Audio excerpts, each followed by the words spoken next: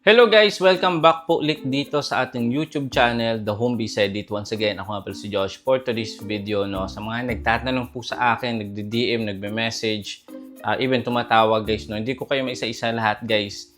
And sa mga nagtatanong about dito sa status ng payout natin, dahil nga po sa Philippines long weekend ngayon and walang bangko, posible pong may delays na mangyari sa inyong mga payout. Isa na nga po dito, ito, ayan. So makikita nyo guys dito, processing status, ibig sabihin at sine-check or for verification pa rin sa bangko kasi nga pino-forward na yan sa bank pag ganito yung status. Which is good news po yan, lalong-lalo na kung may in-expect talaga kayong nasahod. Imagine, ang dami ko na-encounter na hindi pa rin sumasahod. Yun nga, dahil meron silang unusual activities sa kanilang payout account. And guys, dapat i-appeal natin yan or kailangan natin kontakin yung support para makapagpasa tayo ng ID for verification identity. And kapag na-approve yan guys, ibig sabihin, hindi naman kaagad i-credit din yung sahod natin. It-take time talaga bago mag-reflect sa ating status ng payout, which is paid status dapat yan. And kapag paid na po yung status, papakita ko sa inyo, kung processing na guys ang inyong sahod, huwag kayong kabahan, malaki po yung chance na sahurin yan this month. Okay? So, wait lang natin kasi mahaba po ang ngayon, weekend or long weekend. So, expect natin by Monday or Tuesday na yan. So, Monday ata,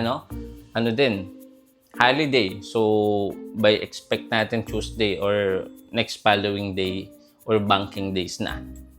Okay, so ito yung status ng aking payout.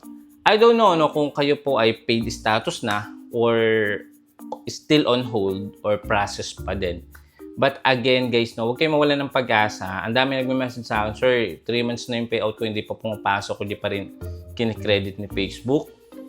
Merong mga update ngayon na kailangan talaga nating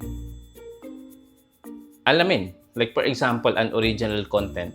So, merong bagong update. Isa din sa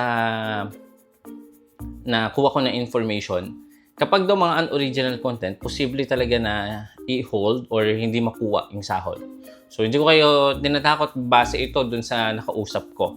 So, meron siyang kaibigan, yung mga content niya is unoriginal.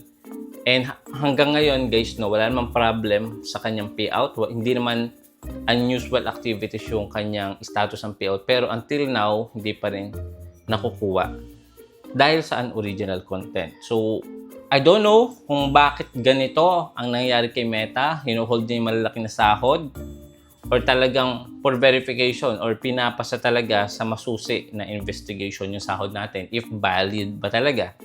So, yung sa akin guys, not to brag, but to inspire, na kahit maliit yung ating expected na sahod is paid na siya. Ayan. So, papakita ko lang sa inyo. Sa may transactions, ayan siya guys. Dito, paid status na siya.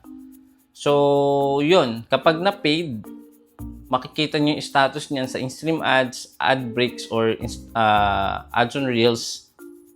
Magkakasama yan. So, ito lang yung aking expected na sahod. Ayan. So, $108 which is good na to guys, kasi alam nyo naman, hindi na tayo masyado ding active sa pagko-content, which is nakapokus ngayon tayo sa mga pinagkakabalahan natin few days ago or a few months ago, 108 times natin sa 56 pesos. So, expected ko na ma-receive ko guys sa ating bangko, which is ang nilink ko na bank, AUB. Kung meron kayong land bank, pwede yan. BDO, pwede yan. As long na yan po ay talagang in-apply nyo sa bangko na etong papasok na remittance is galing kay Facebook. Last time guys, papunta kami sa bangko and nag-open ako ng BDO account. And tinanong mismo ako nung staff doon na saan ko daw kukunin yung ilalagay ko doon, or I mean, yung source of income. So sabi ko sa Facebook and YouTube. So yun, ang ginawa, in-screenshot yung proof na meron akong incoming na payout from past 3 months, kinuha sa akin yun. In-screenshot din guys yung aking personal Facebook account, then yung YouTube account. So, pinicturean yun guys para proof na valid yung ating sahod or talagang dun yung source of income natin. So, at the end of processing, na-approve ako guys sa bangko ng BDO. So, thank you so much sa BDO, no?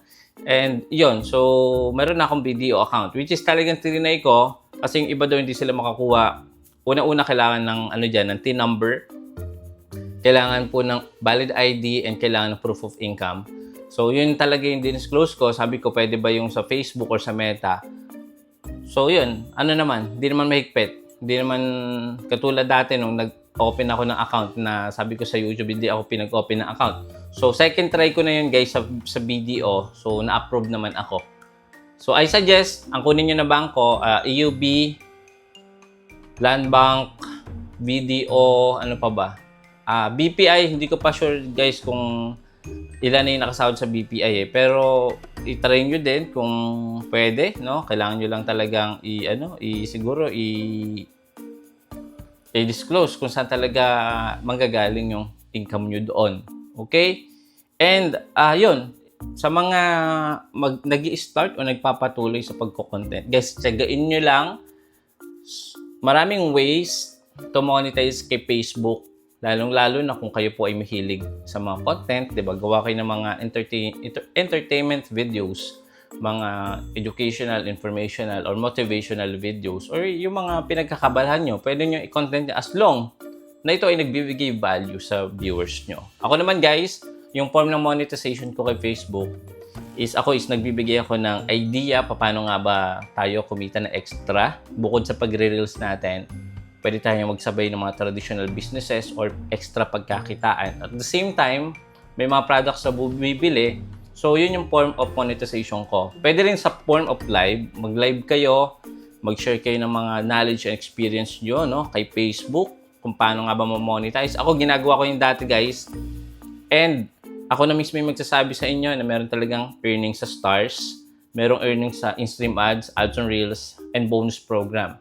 So, kung kayo ay monetize na at meron kayong bonus program, tsagain nyo yung pagpo-post kasi nga mas malaki ngayon yung kita sa bonus program. Sa next video, pag-uusapan natin, meron akong kakilala na kumita siya ng almost 100,000 gamit yung bonus program. Okay?